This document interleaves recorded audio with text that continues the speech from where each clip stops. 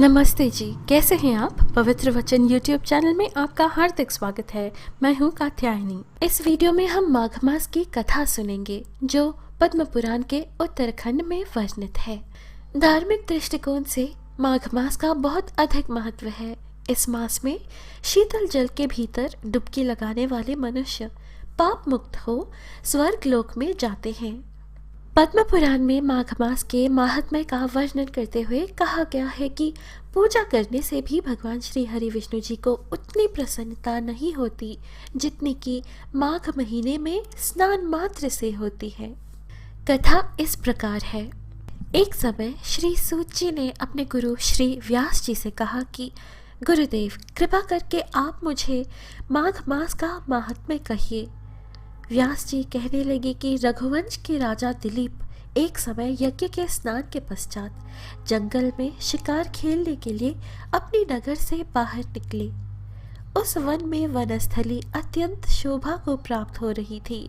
उसी समय राजा के सिपाहियों के बाजे की आवाज सुनकर एक मृग वन में से निकलकर भागने लगा और बड़ी बड़ी चौकड़ियां भरता हुआ आगे बढ़ा। राजा ने उसके पीछे अपना घोड़ा दौड़ाया, परंतु मृग पूरी शक्ति से भागने लगा। मृग कांटेदार वृक्षों के एक जंगल में घुसा और राजा ने भी उसके पीछे वन में प्रवेश किया, परंतु दूर जाकर मृग राजा की दृष्टि से ओझल होकर निकल गया। राजा निर्जन वन में अपने सैनिकों सहित प्यास के मारे अति दुखी हो गया।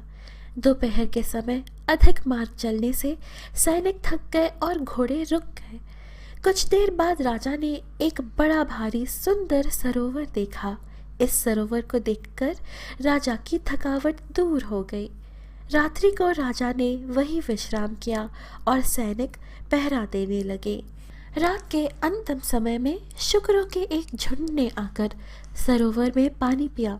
तब शिकारियों ने शुकरों पर आक्रमण किया और उनको मार दिया।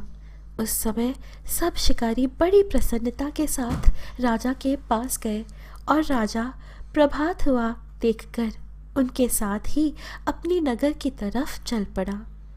राजा ने रास्ते में एक तपस्वी को देखकर बड़े आश्चर्य से उनको प्रणाम किया।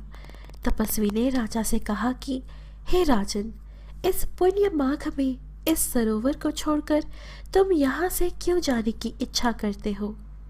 तब राजा कहने लगा कि महात्मन, मैं तो माघ मास में स्नान के फल को कुछ भी नहीं जानता। कृपा करके आप विस्तार पूर्वक मुझे बताइए। तपस्वी कहने लगा कि हे राजन, भगवान सूर्य बहुत शीघ्र उदय होने वाले हैं, इसलिए यह समय हमारे लिए स्नान का है, कथा का नहीं। सो आप स्नान करके अपने घर को जाइए और अपने गुरु श्री वशिष्ठ जी से इस महात्म्य को सुनिए। इतना कहकर तपस्वी सरोवर में स्नान के लिए चले गए और राजा भी विधि पूर्वक सरोवर में स्नान करके अपने राज्य को लौटा। अपने गुरु वशिष्ठ जी के पास जाकर उनके चरणों को छूकर प्रणाम करके नम्रता से पूछा कि गुरुजी, आपसे माघ मास के स्नान के महात्म्य को सुनना चाहता हूँ। सो हे तपोधन, नियम पूर्वक इसकी विधि समझाइए। गुरु वशिष्ठ जी कहने लगे कि हे राजन, मकर राशि में सूर्य के आने पर माघ मास में स्नान का फल गौ, भूमि, तिल, वस्त्र, स्वर्ण, अन्न, घोड़ा आदि दानों से भी अधिक होता है। वैशाख तथा कार्तिक में जप, दान, तप और यज्ञ बहुत फल देने वाले हैं, परंतु माघ मास में इनका फल बहुत ही अधिक होता है। नियम पूर्वक माघ मास में स्नान करता है वह व्यक्ति अनंत फल वाला होता है। अदिति ने 12 वर्ष तक मकर संक्रांति में अन्न त्याग कर स्नान किया। इससे तीनों लोगों को उज्जवल करने वाले 12 पुत्र उत्पन्न हुए। माघ में स्नान करने से ही रोहिणी, सुभगा, अरुंधति दानशीलता हुई और इंद्राणी के समान रूपवती होकर प्रसिद्ध हुई। एक समय 12 वर्ष तक वर्षा न होने के कारण संसार में बड़ी उद्रिक्तता फैल गई। सारा भूमंडल फल और अन्न से रहित हो गया। तब विंध्याचल से नीचे बहती हुई नदी के सुंदर वृक्षों से आच्छादित अपने आश्रम से निकलकर श्री भृगु ऋषि अपने शिष्यों सहित हिमालय पर्वत पर गए। इस प्रकार जब भृगु ऋषि वहां पर अपने आश्रम पर रह रहे थे तो एक विद्याधर अपनी पत्नी सहित उतरा। वे अत्यंत दुखी थे। ऋषि ने उनसे कहा कि हे विद्याधर, तुम बड़े दुखी दिखाई देते हो, इसका क्या कारण है? तब विद्याधर कहने लगा कि मेरा मुख व्याघ्र जैसा है, मेरे दुख और अशांति का यही एक कारण है। भृगु ऋषि कहने लगे कि हे विद्याधर, तुम क्यों दुखी होते हो? यदि तुम अपना यह राक्षसी रूप छोड़ना चाहते हो तो जल्दी ही पापों को नष्ट करने वाली हेमकूट नदी में माघ में स्नान करो। अब मैं इसकी विधि बतलाता हूँ। पौष शुक्ल एकादशी से इस व्रत को आरंभ करो। भूमि पर सोना, जितेंद्रिय रहकर दिन में 3 समय स्नान करके महीने भर निराहार रहो। सब भोगों को त्याग कर तीनों समय भगवान विष्णु का पूजन करो।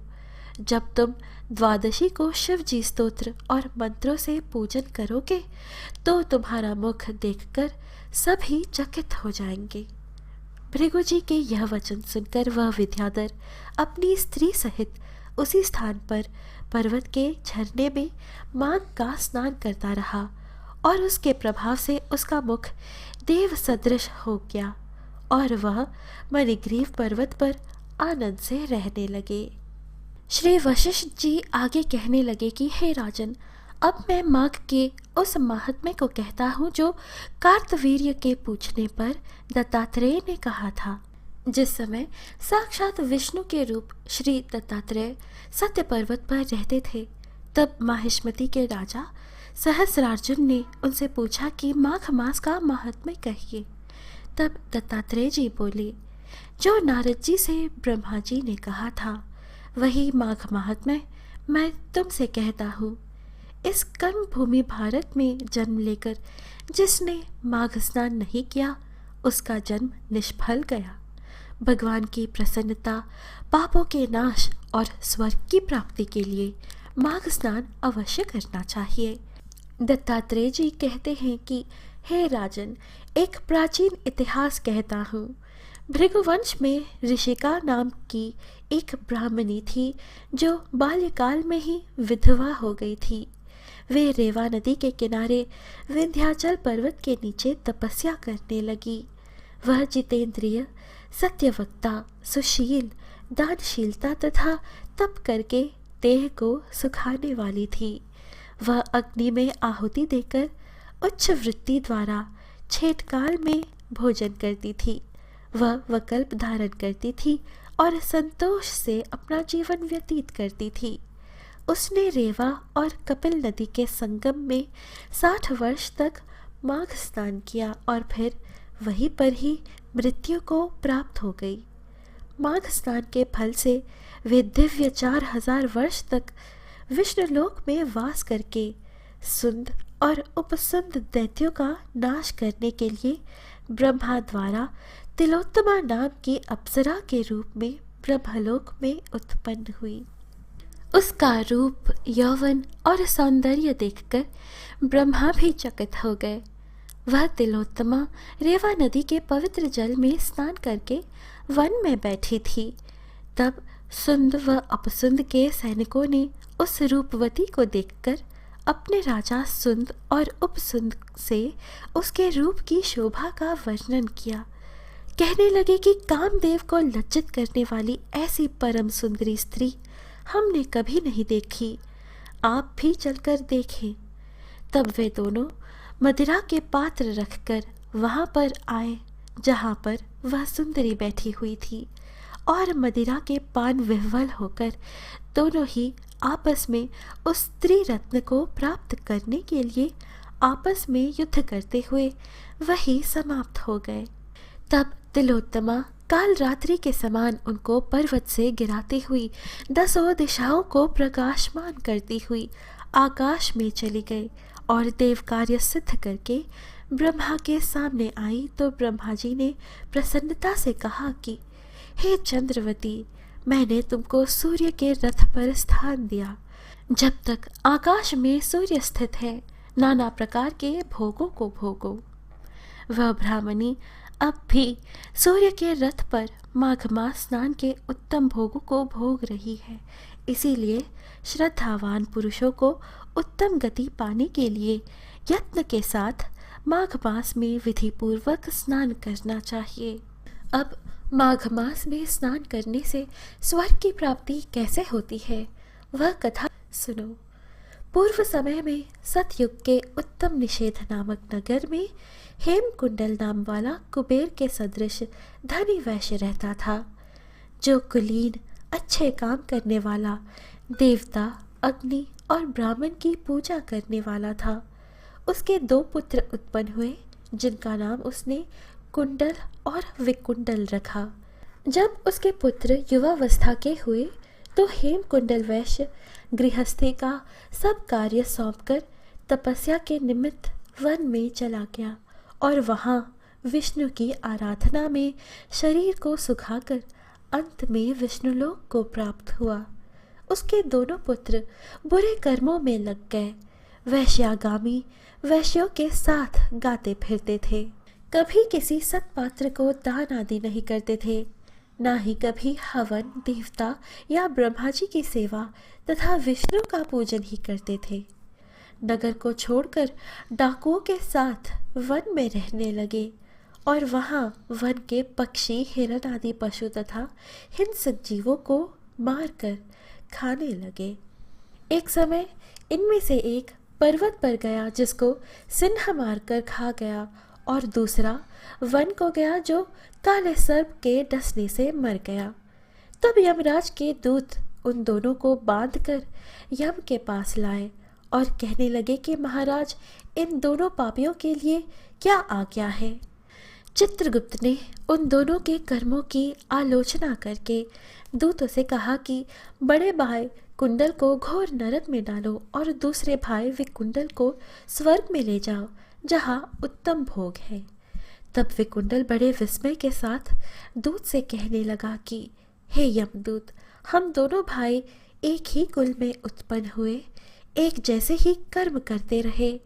दोनों भाइयों ने कभी कोई शुभ कार्य नहीं किया, फिर एक को नरक क्यों और दूसरे को स्वर्ग किस कारण प्राप्त हुआ। तब यमदूत कहने लगे कि हे विकुंडल, माता पिता, पुत्र, पत्नी, भाई बहन से सब संबंध जन्म के कारण होते हैं। इनमें से जो जैसे जैसे कर्म करता है वैसे ही फल भोगता है। तुम्हारा भाई अपने पाप कर्मों से नरक में गया, तुम अपने पुण्य कर्म के कारण स्वर्ग में जा रहे हो। सुनो, हरिमित्र का पुत्र सुमित्र नाम का ब्राह्मण था, जिसका आश्रम यमुना नदी के दक्षिणोत्तर दिशा में था। उसके साथ जंगल में ही तुम्हारी मित्रता हो गई और उसके साथ तुमने 2 बार माघ मास में श्री यमुना जी में स्नान किया था। पहली बार स्नान करने से तुम्हारे सब पाप नष्ट हो गए और दूसरी बार स्नान करने से तुमको स्वर्ग प्राप्त हुआ। दत्तात्रेय जी कहने लगे कि हे राजन, प्रजापति ने पापों के नाश के लिए प्रयाग तीर्थ की रचना की।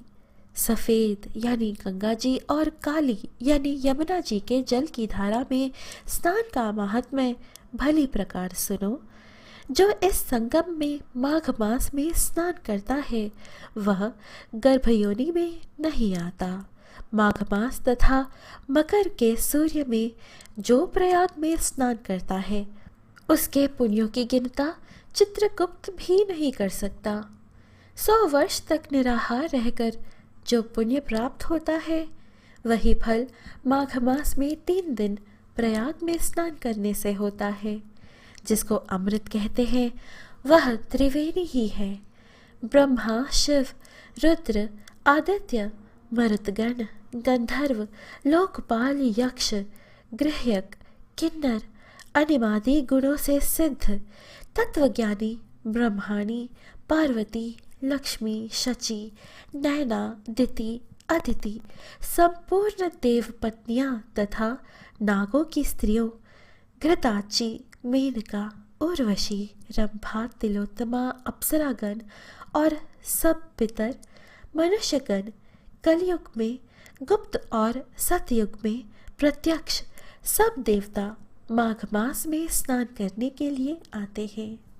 तो दोस्तों, ये थी पद्म पुराण के उत्तरखंड में वर्णित माघ मास में स्नान का महात्म्य। आशा है आपको यह वीडियो अच्छी लगी। इस तरह के और वीडियोस पाने के लिए हमसे बने रहिएगा। हमारे चैनल पवित्र वचन को सब्सक्राइब कर लें। अभी मैं आपकी इजाज़त लेती हूँ। हम फिर मिलेंगे अगली वीडियो में। स्वस्ति।